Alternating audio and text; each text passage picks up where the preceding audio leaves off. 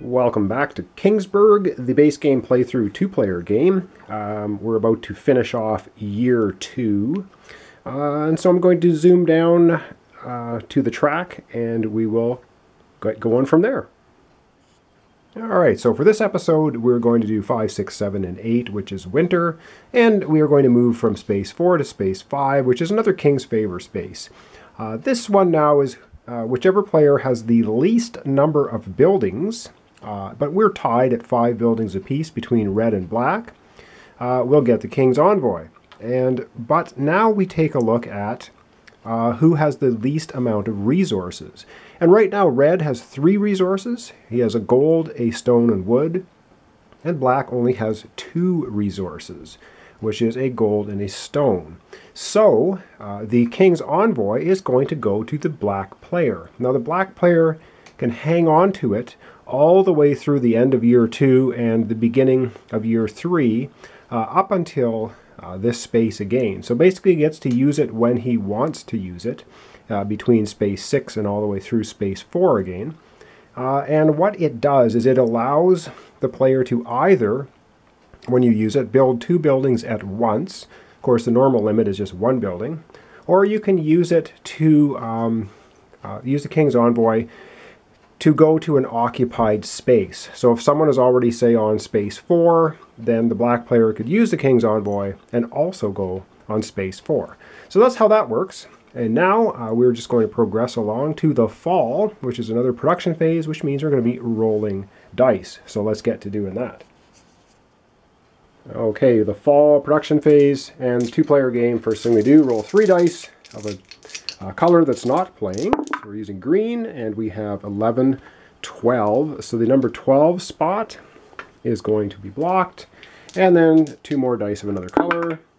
And 5, 6. So the number 6 spot is blocked. And now I'm going to roll, of course, the red and the black all at the same time and see what we get. So this time we have 5, 8, 9 for red, and 5 and 9 for black. So they are tied. And when there is a tie, it means the turn order here does not change. So black is going to be going first, followed then by red. So I'm going to zoom down a little bit more, and we'll get to allocating the dice to curry favor from the different people in the court. Alright, so starting with black, what they are going to do is they're going to use their 5 and 2 plus the +2 token to give them a total of 9. So 5, 7, 8, 9. So black is going to take this space. And then red is going to occupy the 5, 6, 7, 8 space. And black now has a number 2 die left. It is going on number 2. And red has a 1 left, and it is going on number 1. All right, very simple. So I'm going to remove the blue and green from the blocking dice. And now we're just going to start at 1, and we're going to go through this again. So on the number 1 space is red. Red is going to get 1 victory point. So they're going to go from 10 to 11. The game is now tied 11 points each. Now we go to black as on number 2, and the black player is going to get 1 gold from that space. And nothing here. We go up to number 8. Now the red player here at number 8 is going to collect 2 gold for that space. And we go now to number 9, and black now has a choice of having either a gold and lumber or a stone and lumber, and they are going to take a gold and a lumber. So that is what they're taking. All right, that is using up all of the, oh sorry, I'm going to remove the dice, and the +2 of course goes away. That's allocating the dice and currying favor from the court people. And now we're going to go to black, who is up first, and we'll see what building he's going to build. Now he does have the envoy, so he could build 2 buildings at once if he wants to. But let's go over there and see what he's going to build. Okay, so for the black player who's up first for building, he has 1 lumber, 1 stone, and 3 gold. And he is going to build the chapel. So he's going to spend his 3 gold and 1 stone. And he is going to build the chapel, which gives him immediately 5 points. So he's going to go from 11 up to 16, 16 points, jumping into the lead. And again, the chapel, just to refresh, is at the beginning of each productive season. If the total of your dice is 7 or less, you may re-roll all of them. So that was a nice jump ahead. It just means black now only has 1 lumber as a resource left. We're going over to red to see what they're going to build. All right, so the red player has a few options, but what they're going to do, they're just going to build a barricade for 1 lumber. And so we're going to put that down here, and that is a +0 in battle, and it's +1 versus goblins. So now that's the buildings finished with. Let's go back to the little tracker board and see if we're going to do anything else.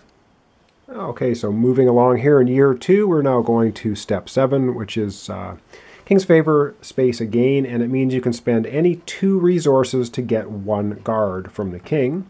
And the only one that can do that is the red player, and the red player is opting not to do that. So that means we move immediately into the winter phase, which is number 8. And we need to battle an incoming horde, and the strength here can be between 3 and 5. Let's see what we get. So it is number 5 strength, and it's the barbarians. So here's a penalty for losing to them, and here's what you get if you defeat them. So with that in mind, I'm going to take a look at each player board, and we're going to roll 1 die for the king to see how many how many soldiers the king is going to send, and that would be 4. Wow, the king has been very generous in year 1 with 6, and now in year 2 with 4. So let's go to each player board and see what we have for strength. All right, we're going to do the black player first, and up on the main board up here, they have 0 guards allocated so far up on the main board. So that's a 0, and we are fighting barbarians. So the barricade does nothing. It's +0 battle. It only gives +1 versus goblins. The guard tower, however, gives +1, and the blacksmith gives +1, so that's +2. And the king has provided 4 for a total of 6. The barbarians only need a total of 5 to defeat them, so black barely did it with the king's help. And the reward is collecting 1 gold. So the black player gets 1 gold. Let's go over to red and see how they did. All right, here we are with the red. So we take 4, which is from the king. Again, barricade does nothing. The palisade now is +1, so that's 4 would be 5. The guard tower would be 6. And over in the main board, the red player does have 1 guard that he got earlier, allocating dice. So that's going to be a total of 7. So nicely done. 7, of course, beats the 5 of the barbarians. He's going to collect 1 gold, so he'll do that. And also, because he had the highest value, 7 beating a 6, he's going to get 1 victory point. So he's going to go from 11 points up to 12. So right now the point standings are black has 16 and red has 12. All right, let's go back to the main board and wrap up year 2. All right, here we are back at the main board, and what we do now is we're going to proceed into year 3. So the year marker is going to go from 2 down to 3, and winter is now finished, and we're wrapping back over to the number 1 spot here. And the other thing we need to remember is we need to reset both black and red to 0 up on the guard track. Okay, that is the end of part 4, which is the end of year 2. We have year 3, 4, and 5 to get through next to see who is the ultimate victor. And so far, black has got 16 points. It's quite far ahead of the 12 points of red, but of course there are 3 more years to get through. All right, thanks for watching. Thanks for subscribing. Join me next time for the beginning of year 3, which will be part 5. And we'll see what happens from there on. All right, thanks for watching.